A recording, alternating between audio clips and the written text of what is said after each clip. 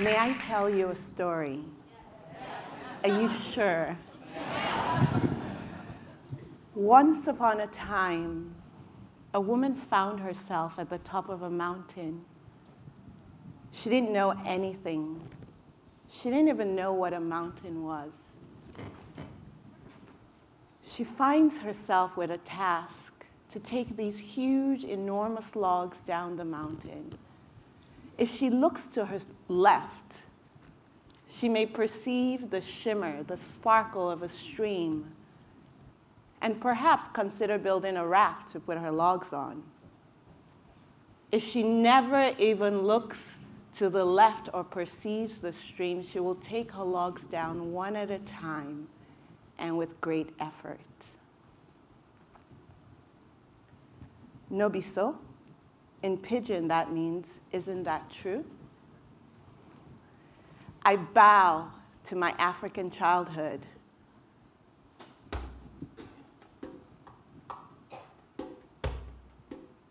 My seed-planting parents, and the good fortune of my human experience to be of the illusion that, like Picasso, anything I can imagine is real. In this mindful illusion, by 26, I became one of 179 licensed Black female architects in the United States. That number 15 years later is just up to over 400 of 100,000. So while I deeply marinated in the Western career of my dreams, I chose not to participate in her narratives of lack and limitation with regards to my human experience. So for example, if someone would say, it is so hard for a Black woman to do this, it's impossible for an African to do that, I would listen and promptly hit my mental delete button. Not because it wasn't true for that person, but because I recognized it had nothing to do with my unique complexities, my unique composition, my superpowers beyond my skin color. I saw it only as an expression of that person's limited language and imagination.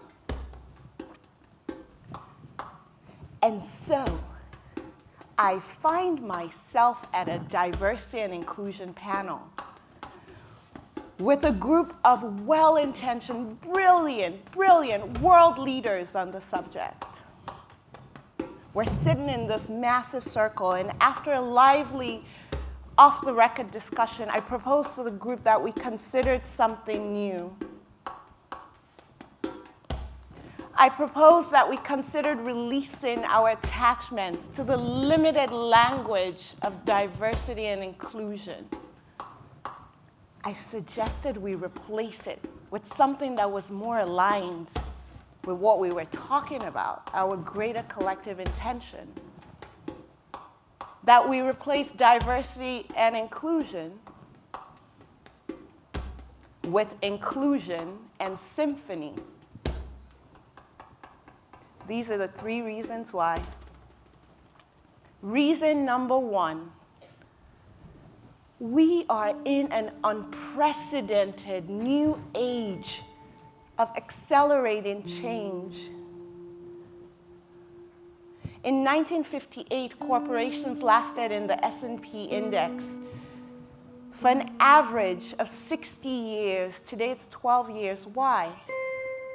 The most innovative organizations look around and now beginning to perceive that workplaces are more than just physical spaces, but states of mind where people and organizations support and celebrate problem solving, inclusion, purpose, growth, and more.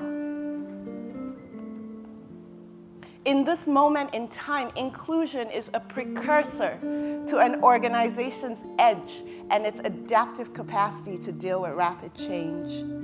Like never before, ever, ever before, the uniqueness and the effectiveness of the perception of an organization's people has become its crown jewels in the digital economy. My dear sisters and my dear brothers, inclusion is no longer a charitable act, but rather the most necessary part of any innovative organization's relevance. Inclusion is no longer affirmative action, but rather necessary action. Reason number 2. Each one of us, every single one of us, here and at home, we're all participants in the design of future systems for humanity for the next 7 generations. Diversity and inclusion systems design serves the reunion of humanity.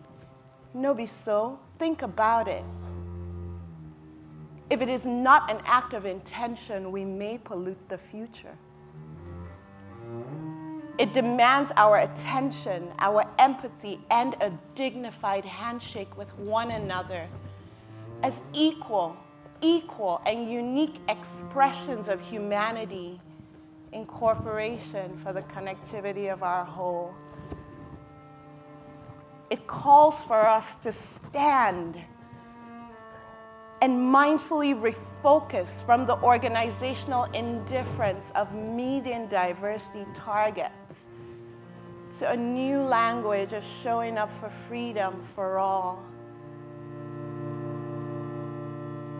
100 years ago, Khalil Gibran, a poet, said something beautiful.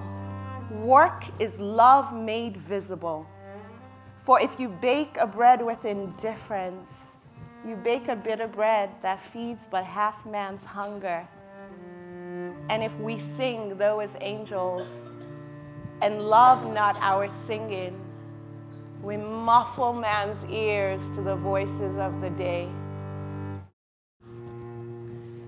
And the last reason is because our words matter. It was Rabbi Yehuda Berg who wrote, "Words are singularly the most powerful force available to humanity. We can choose to use this force constructively with words of encouragement or destructively with words of despair. Words have power and energy with the ability to help, to heal, to hinder, to harm, to hurt, to humiliate, and to humble.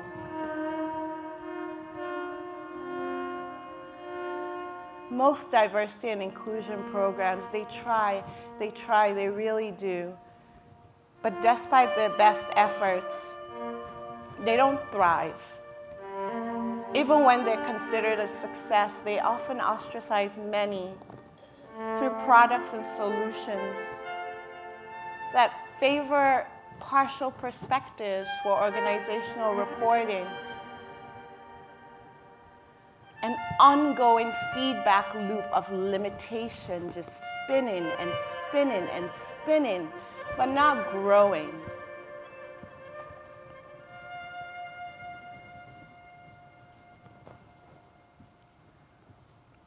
One of my favorite teachers of all time, his name is Sadhguru. He's a yogi, an author, and the founder of the Isha Foundation.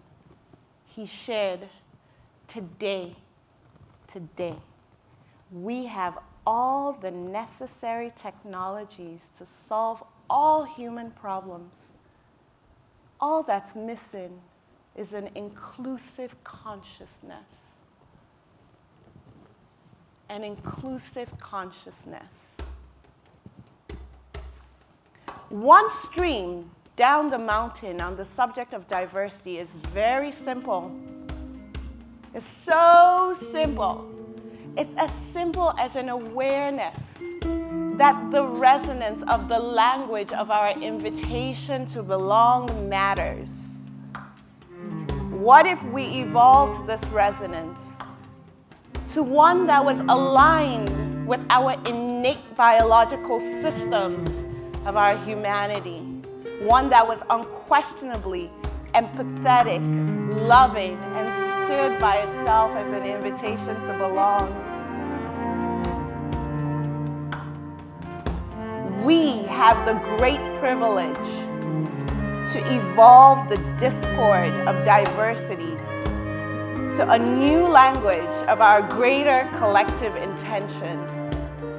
We have the great privilege to replace diversity and inclusion with inclusion and symphony. Diversity is a range of different parts. Symphony is a composition of different parts. Diversity is a memory of what we met. Hey, we met it. Symphony is a vision of what we're building.